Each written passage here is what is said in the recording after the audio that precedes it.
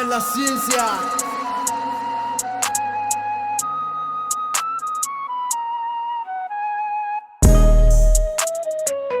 Salve meus bros, como é que vocês estão? Beleza?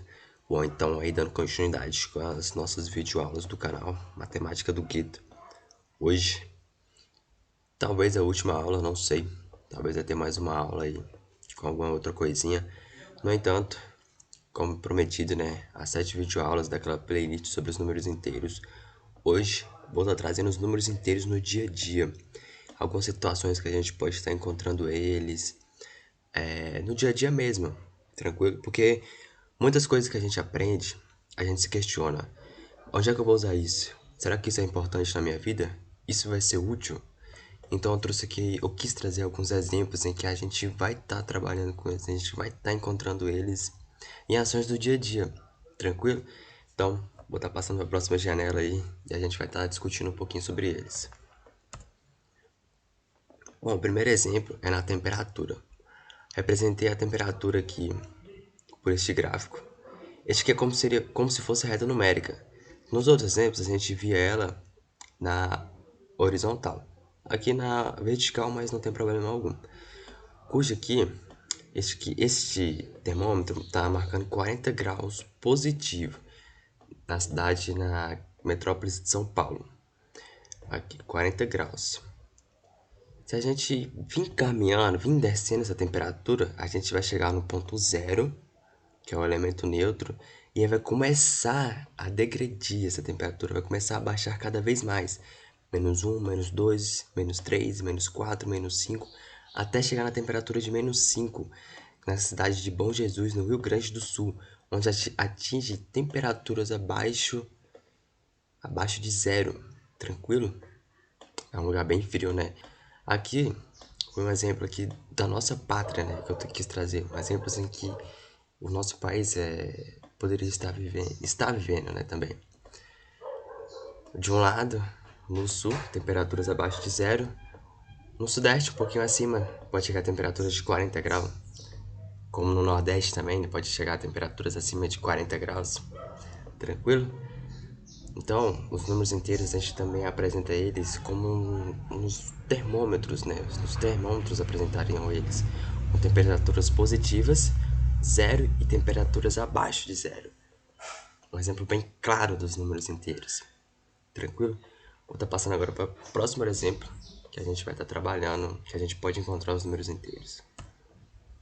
Bom, aqui é na altitude e na profundidade. A gente trabalha no nível do mar. O nível do mar é como se fosse essa reta aqui. Ele é o nível zero. Ele é o neutro, o elemento neutro. Acima do nível do mar estão as unidades positivas, como por exemplo 0, 10, 6.000, 7.000, até o ponto mais alto que tem aqui na Terra, que é o Monte Everest, que chega a uma altura de 8.850 metros. Topo dele. É uma altura bem alta, né?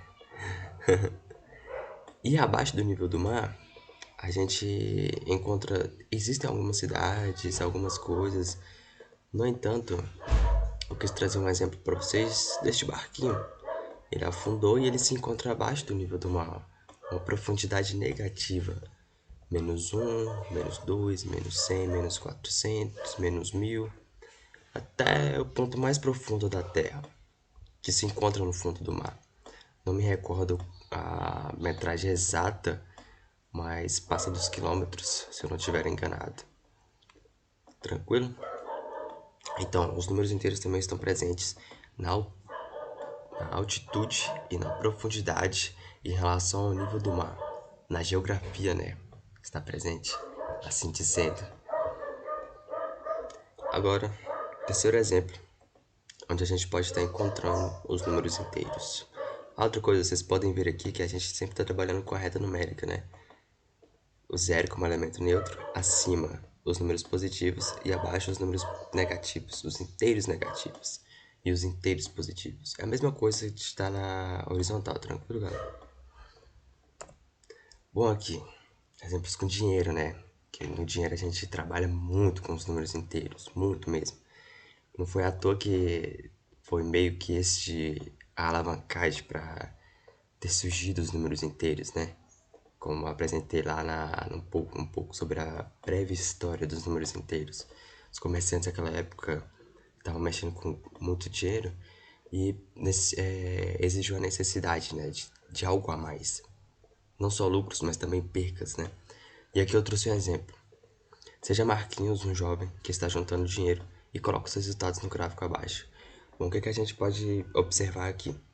A gente tem a reta numérica aqui, como nos outros exemplos, o zero sendo o elemento neutro, e para cima os números inteiros positivos, 10, 20, 30, 40, 50, 60, e abaixo do zero os números inteiros negativos, menos 10, menos 20, até o infinito. O que a gente observa?